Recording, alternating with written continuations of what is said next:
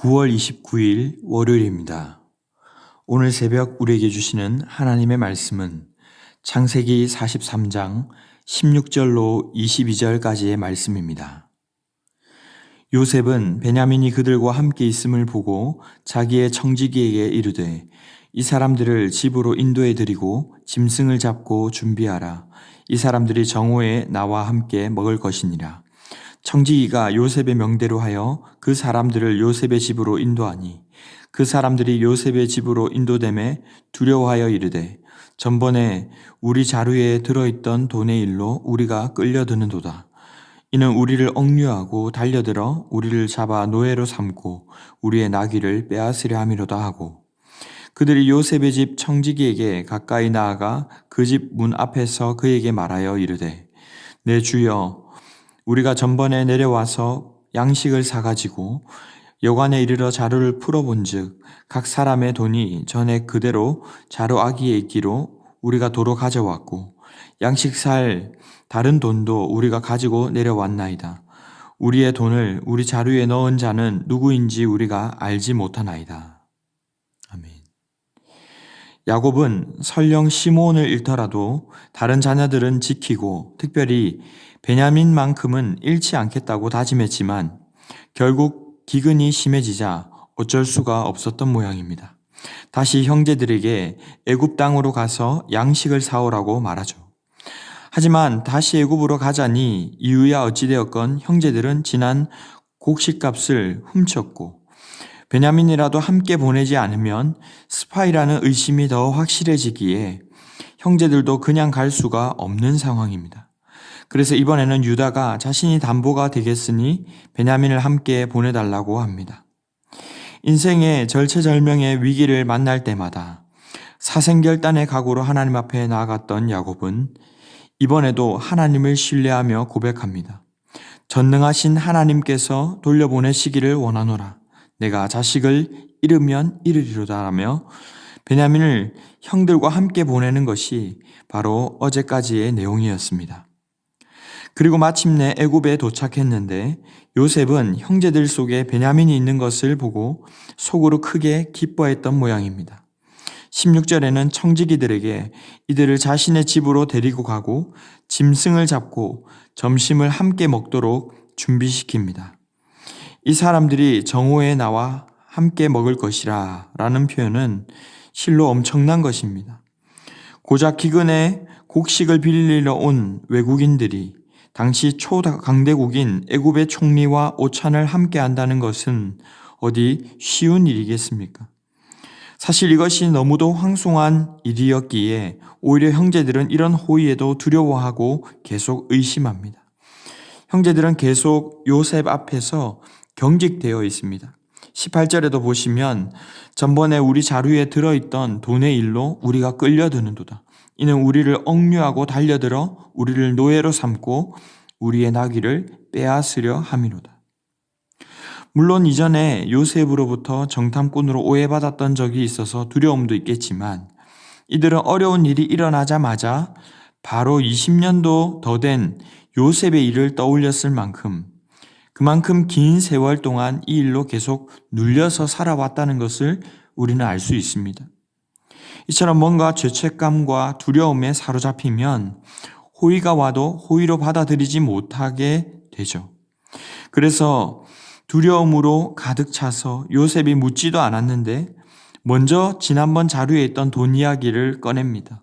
20절 이하에 내 주여 우리가 전번에 내려와서 양식을 사가지고 여관에 이르러 자루를 풀어본즉. 그런데 시간을 좀 생각해 보면 사실상 야곱은 시므온을 잃더라도 돌아온 아들들을 다시 보내지 않으려고 처음에는 그랬습니다. 그리고 43장 2절에 보시면 이들이 다시 애굽으로 온 것이 애굽에서 가져온 곡식을 다 먹은 후였기 때문에 형제들은 집으로 돌아가서도 꽤 많은 시간을 보냈음을 우리는 알 수 있습니다. 만일 돌아가던 여관에서 돈이 나왔다면 바로 다시금 돌아가 사실대로 말을 했어야 했는데 그러지 못했기 때문에 사실상 이들의 두려움은 더욱 컸던 것이죠. 함께 자라며 형들의 잘못들을 지켜보았고 형들에 의해 팔렸던 요셉은 아마도 이런 형들의 성향과 습성을 잘 알고 있었을 것입니다. 앞에서도 형들은 요셉을 팔아넘기고도 다시 요셉을 찾으려 하지 않았습니다. 오히려 수십 년간 태연하게 아버지도 속였던 이들이었죠. 언제나 죄를 발견하고도 해결하려 하기보다 은폐하고 덮고 넘어가려 했던 이들이었기에 이들은 늘 의심과 두려움에 사로잡혀 살아갈 수밖에 없었던 것입니다. 이처럼 거짓을 행하고 투명하지 않게 살아가게 되면 결국 자신도 속지 않을까 하는 의심과 불안감 속에 살아갈 수밖에 없다는 것입니다.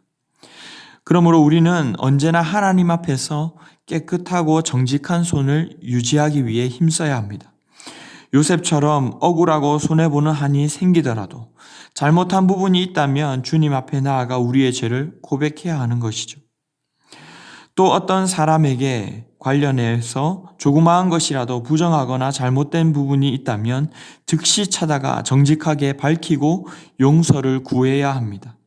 그것이야말로 자유케 되는 유일한 길입니다. 물론 이 일은 42장 25절에서 알 수 있듯이 요셉이 의도적으로 꾸민 일이긴 합니다.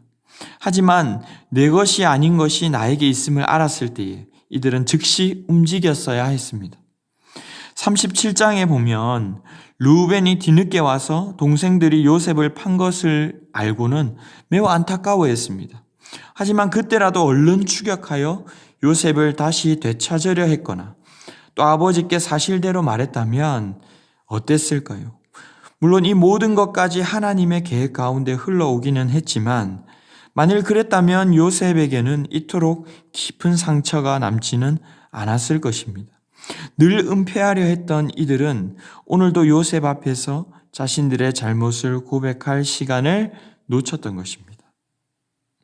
두려움에 가득 차 있는 이들은 이후에도 계속 제대로 사과할 타이밍을 잡지 못하고 그러다가 아버지가 돌아가셨을 때 또 두려워하는 모습을 보인다는 것을 우리는 알고 있습니다.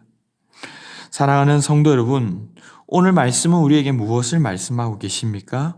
먼저는 거룩하고 흠이 없도록 정직하게 살아가야 함을 보게 됩니다.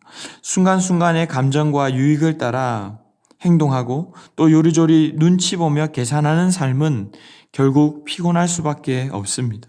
결국 그러다 보면 어느 순간 거짓말을 하게 되고 그 거짓에 사로잡혀서 가장 힘든 사람은 바로 본인 당사자 자신입니다. 들킬까봐 노심초사하며 살아가야 하고 그것이 여러 번 자꾸 쌓이게 되면 다른 이에게 신뢰를 주지 못할 뿐 아니라 자신도 다른 이를 믿지 못하게 되는 상태에 놓이기 때문입니다. 수년 전 제가 어릴 적 알던 동네 형을 우연히 길을 가다 만나게 되었습니다. 너무 오랜만이었던 나머지 훗날에 모처럼 함께 밥을 먹게 되었는데 저는 목사가 되어 있고 이 형은 율락과에 관련된 일을 하고 있었습니다. 그런데 이 형이 했던 잊혀지지 않는 말이 있는데 자신은 이제 어떤 여성을 보아도 설렘이 느껴지지 않는다는 것입니다. 자신이 보며 지어왔던 그 죄 때문에 자신은 결혼을 할 수 없을 것 같다라고 하는 것이죠.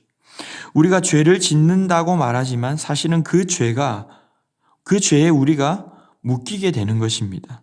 거룩하게 사는 것은 우리에게 짐이 되는 것이 아니라 힘이 되는 줄 믿으시기를 바랍니다.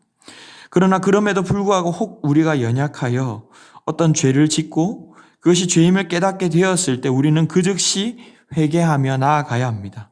그래야 진정한 자유와 평안이 있기 때문이죠. 제가 어릴 적부터 존경했던 한 목사님께서는 설교 시간에 자주 이런 말씀을 늘 하셨습니다. 여러분, 회개는 언제 해야 합니까? 회개는 깨달은 즉시 해야 합니다. 제가 늦게 회개했다가 그만큼 손해보는 사람 여러 보았습니다. 회개는 빠를수록 좋습니다. 지금도 그 말이 제 귀에서 계속 맴도는 것 같습니다. 곡식이 다 떨어지고 배가 고프니까 마지못해 와서 고백하는 것과 즉시 돌아가 말하는 것은 전혀 다른 것이죠. 총리가 되고 내가 힘이 더 있고 또 상대적으로 나는 힘이 없으니 눈치만 보고 있는 것은 하나님 백성으로서의 삶이 아니라는 것입니다. 이렇게 죄를 덮어두고 살아가는 자세로 살아가다 보면 결국 늘 눈치 보고 의심하고 두려워하는 인생일 수밖에 없음을 우리는 기억해야 합니다. 아담과 하와 또한 하나님을 떠나서 나의 영역을 만들고자 했을 때에 제일 먼저 한 것이 바로 가리고 숨는 것이었죠. 이제 말씀을 맺으려 합니다. 순간순간 즉시 회개하며 나아감으로 거룩을 추구하시기를 바랍니다. 이사야서 1장 18절 말씀에서 주님은 우리에게 이렇게 말씀하십니다. 오라 우리가 변론하자.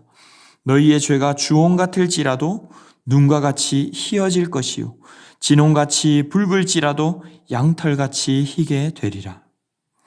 주님이 주신 귀한 회개의 기회를 잘 붙드셔서 하나님과 사람 앞에서 또한 용서를 구함으로 사죄의 은총과 기쁨을 진정한 평안을 누리며 살아가는 귀하고 복된 우리 모두가 되시기를 주님의 이름으로 축원합니다. 기도하겠습니다. 사랑의 주님 감사합니다. 영원히 멸망당할 죄인을 구원하셔서 자유케 하시며 참 평안을 주시니 감사합니다. 이제는 거룩을 쫓아 살도록 진리의 영으로 인도하여 주실 것을 간절히 기도합니다. 그러나 때로는 연약하여서 실수하고 넘어지고 죄 짓는 순간들이 있음을 또한 고백합니다. 은밀한 죄악들을 회개하되 사죄의 은총을 부담으로 여기지 않게 하시고 주님 앞에서 가족과 이웃들 앞에서도 죄를 인정하고 용서를 구할 수 있는 용기를 허락하여 주시옵소서. 그리하여 참 평안과 자유를 누리게 하시고 사랑과 은혜로 세워져가는 우리 자신과 가정과 교회와 모든 공동체 되게 하여 주시옵소서. 이 모든 말씀 우리 구주 예수 그리스도의 이름으로 기도드리옵나이다. 아멘. 이 시간 함께 기도하실 때에 오늘 주신 말씀을 붙들고 기도하시고 주간 기도 제목을 따라 나라와 민족과 한국교회의 부흥을 위해 기도하겠습니다. 우리 나라와 민족을 위해서 한국교회 지도자들과 부산과 한국교회의 영적 부흥을 위하여 또 개인적으로도 말씀과 기도로 승리하는 한 주간 될 수 있도록 합심 제목과 개인적인 제목으로 기도하도록 하겠습니다. 함께 기도하겠습니다.